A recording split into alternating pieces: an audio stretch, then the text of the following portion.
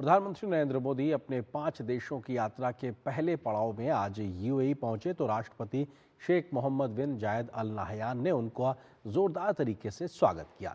दोनों नेताओं के बीच द्विपक्षीय, क्षेत्रीय और वैश्विक मुद्दों पर बातचीत हुई तो कई क्षेत्रों में समझौते भी दोनों देशों के बीच हुए हैं। पीएम मोदी ने कहा कि भारत पश्चिम एशिया में शांति लाने के लिए हर संभव सहयोग देने को तैयार है। इस दौरान दोनों पक्षों में ऊर्जा और रक्षा क्षेत्र में रणनीतिक सहयोग को मजबूत करने के लिए समझौतों पर भी सहमति बनी है। पीएम मोदी ने यूएई पर हुए हमलों की निंदा की और संवाद से शांति स्थापना पर जोर दिया।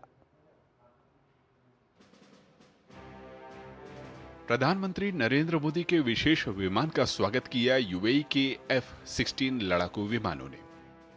आज भी जिस प्रकार से आपकी वायुसेना के जहाजों ने एस्कॉर्ट किया, ये भारत के लोगों का सम्मान है।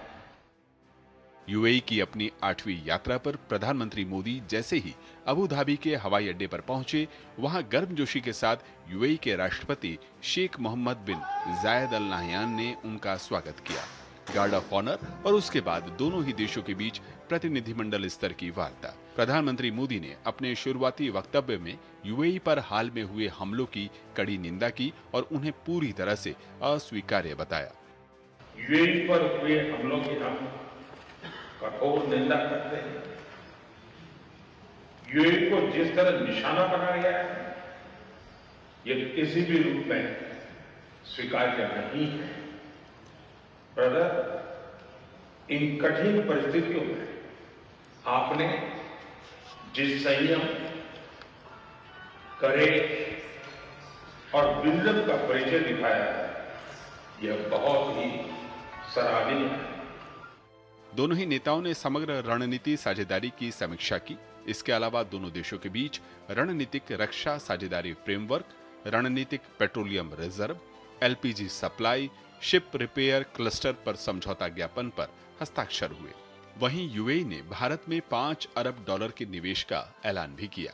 रणनीतिक रक्षा साझेदारी फ्रेमवर्क पर हुआ समझौता रक्षा क्षेत्र में दोनों देशों के सहयोग को और मजबूत करेगा।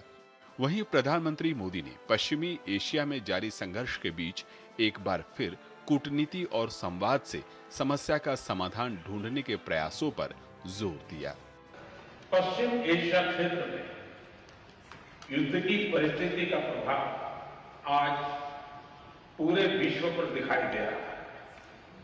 भारत ने हमेशा समस्याओं के समाधान के लिए डायलॉग और डिप्लोमेसी को प्राथमिकता दी है।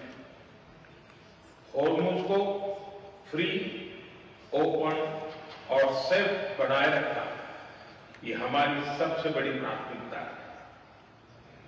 इस विषय में अंतर्राष्ट्रीय कानूनों का पालन आवश्यक है।